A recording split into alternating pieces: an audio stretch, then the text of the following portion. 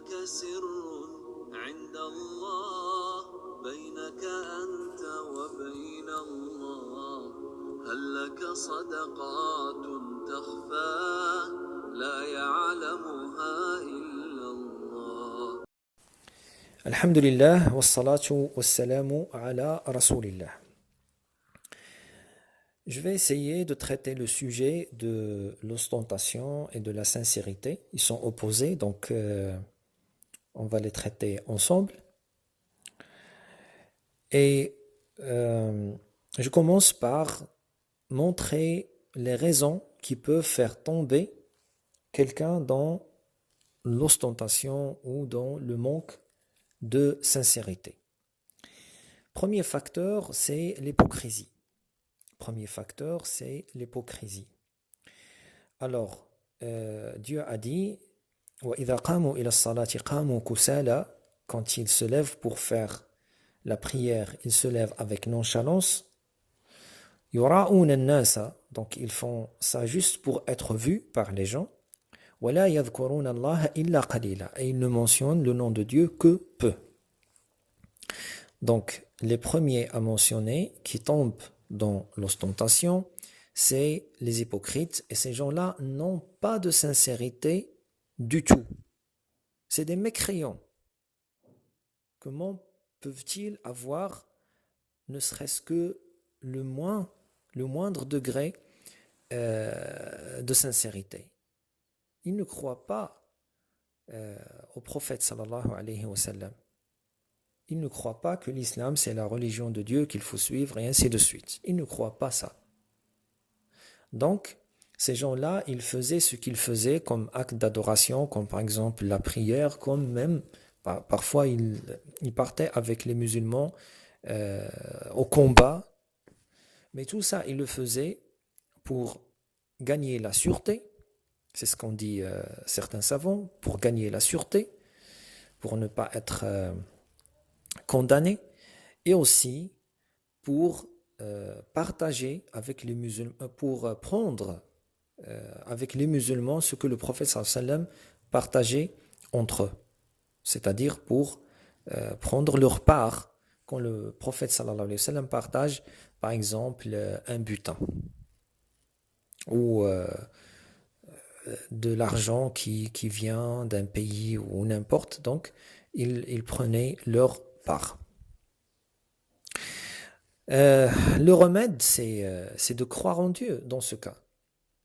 Si quelqu'un il n'a même pas la foi, alors je crois c'est hors de discussion, c'est-à-dire de lui parler juste de sincérité. Non, là, le problème il est plus grand.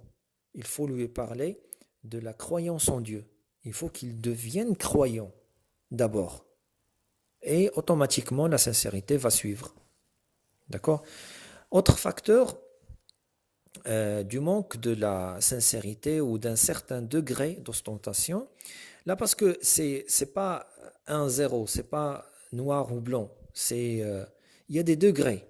Il y a des degrés. Quelqu'un peut avoir un petit degré d'ostentation, peut avoir un petit manque de sincérité dans ce qu'il fait. Donc, il faut savoir que c'est un sujet parfois délicat. Alors, deuxième facteur, c'est l'ignorance. C'est l'ignorance. Il fait des actes en ignorant qu'il est en train de tomber dans l'ostentation.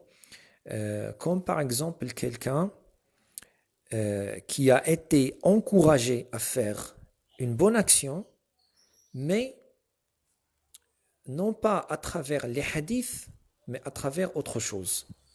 Et là, je mets en garde contre la propagation d'autre chose que le hadith. Alors vous allez dire, les paroles des savants doivent suivre le hadith, c'est-à-dire on amène les paroles des savants pour expliquer les hadiths, pour dire ce qu'on tire du hadith. Mais se baser sur, comme ça, des paroles de savants sans preuve, à partir du Coran ou de la Sunna, ça peut être cause du manque de la sincérité. Ça, c'est un premier facteur. Deuxième facteur aussi, ou deuxième forme d'encourager les gens à faire les bonnes choses, mais non pas à travers le Coran et la Sunna. On te dit, par exemple, si une fille, par exemple, met le voile, on te dit, ah, le foulard, il te va très bien. Mais est-ce qu'elle a mis le foulard comme acte d'adoration ou a-t-elle mis le foulard pour s'embellir? Donc les gens qui tombent dans ce genre, pour lui, il croit qu'il est en train de l'encourager à porter le foulard. Mais en vérité, il est en train de détruire son intention. D'accord?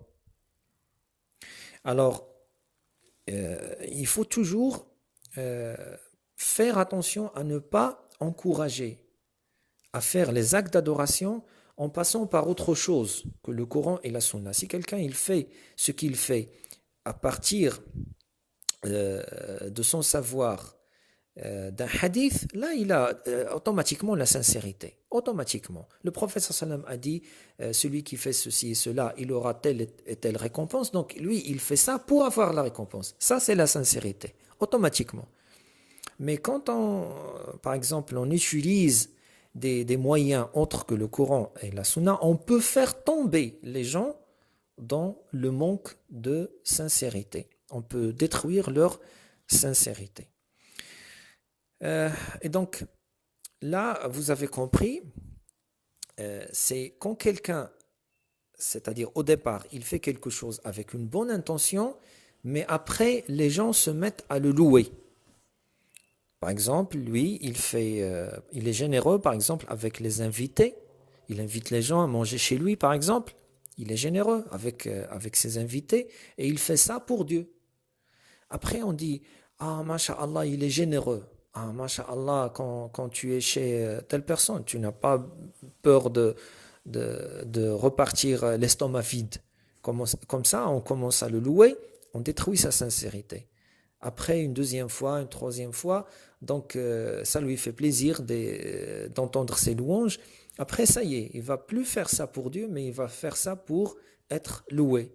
Donc les gens, à travers les louanges, ils détruisent ou ils peuvent détruire la sincérité du musulman ou de la musulmane. C'est pourquoi le prophète sallallahu alayhi wa sallam a dit « Jetez la terre au visage des loueurs. » Si quelqu'un se met à louer, tu prends une poignée de terre et tu la lui lances dans le visage. Voilà ce qu'il mérite. Et le prophète sallallahu alayhi wa sallam a dit évitez l'échange des louanges, c'est tuer, c'est égorger. Donc, quand quelqu'un, tu te mets à le louer, ça y est, tu as détruit sa religion. Au début, il était sincère, mais après tes louanges, peut-être que tu as détruit sa sincérité, tu as détruit sa religion, tu le fais tomber dans l'ostentation. Et Dieu a dit, dans un hadith qudsi, Ana aghna shuraka'i 'ani shirk. Je suis l'associé qui a le moins besoin d'avoir des associés. C'est-à-dire associé parce que les gens lui donnent des associés. Alors Dieu a dit Ana aghna shuraka'i 'ani shirk man 'amila 'amalan ashraka fihi ma'i ghayri, celui qui a fait une œuvre et il me donne des associés dans cette œuvre, taraktuhu wa shirka, je le laisse avec ses associés. C'est-à-dire, Dieu il va pas accepter ça. Et dans un hadith, Dieu dit aux gens qui étaient dans la vie, qui faisaient les œuvres pour être loués, pour être vus, Dieu, le jour de la résurrection, leur dit, allez chez ceux allez chez eux, c'est-à-dire pour lesquels vous faisiez ce que vous faisiez, et prenez la récompense de chez eux. Prenez la récompense de chez eux.